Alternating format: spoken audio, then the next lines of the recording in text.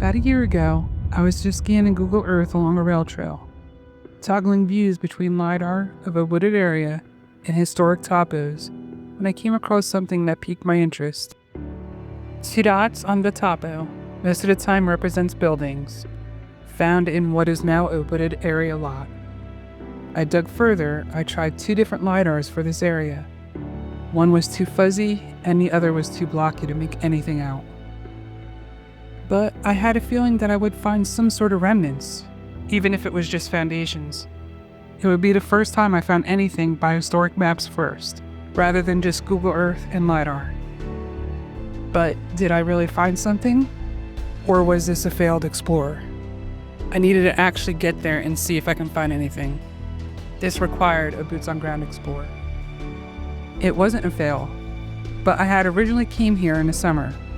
Challenging because of the weeds and the brush. I decided to be patient and wait until winter. The patience paid off, for the most part.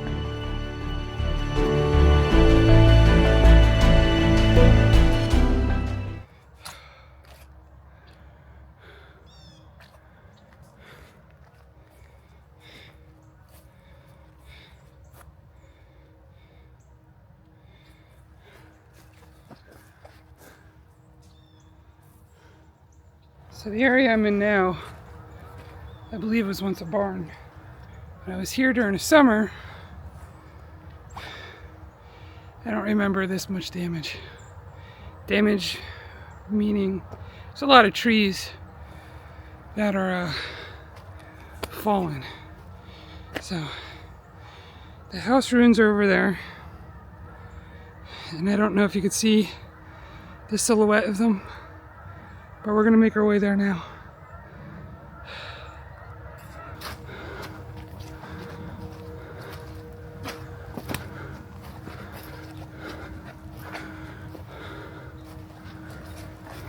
Can definitely see a lot more of the house now.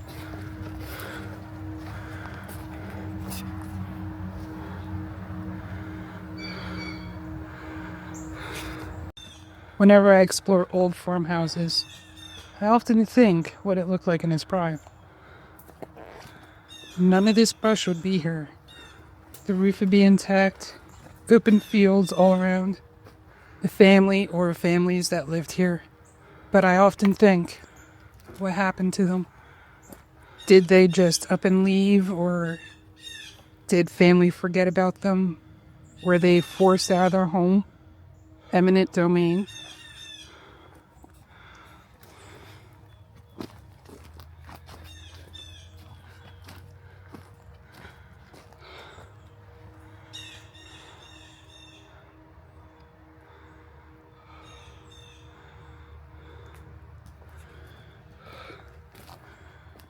I tried to find some information about this farmhouse.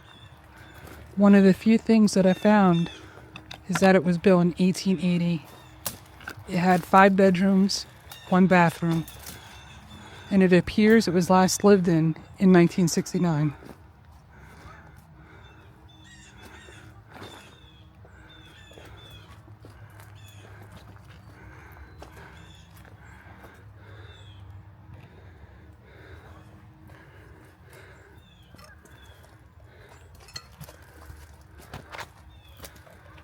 Even with the shape this farmhouse is in, it is pretty rare to find a door intact, let alone a door paneling.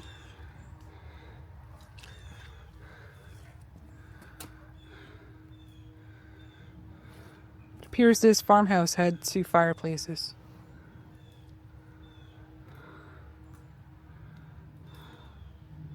Notice that there's still quite a few windows still intact.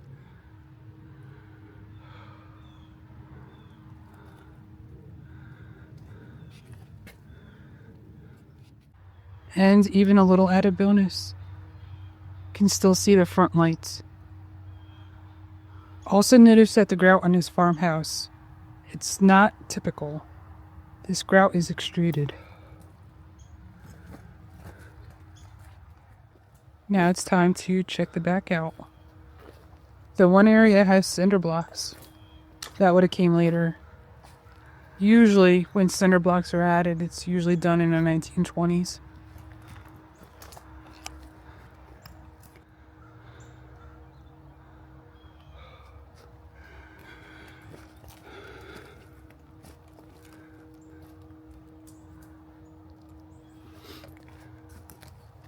This part is surrounded by chicken wire.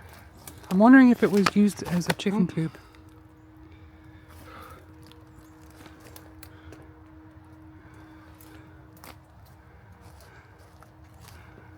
As you can see, even now, I'm still having trouble working my way through the brush. This is where the back porch used to be.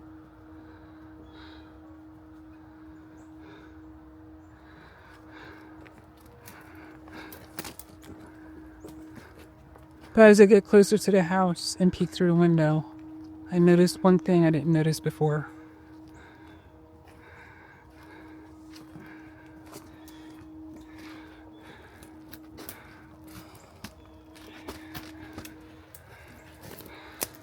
That there are charred beams.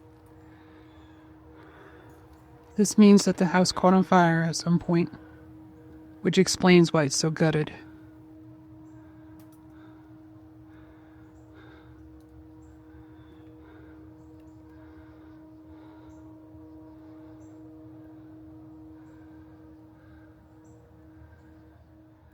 There's also huge poison ivy vines all over this house.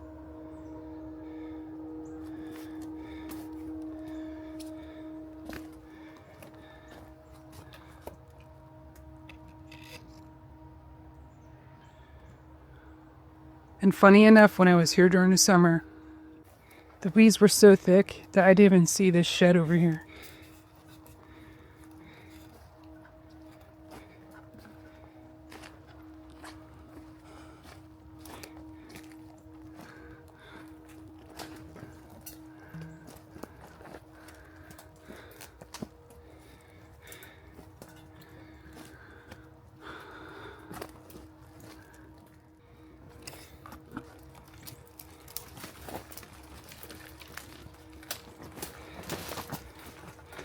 This structure is well intact. Probably because the metal roof was used, which confused me on the date.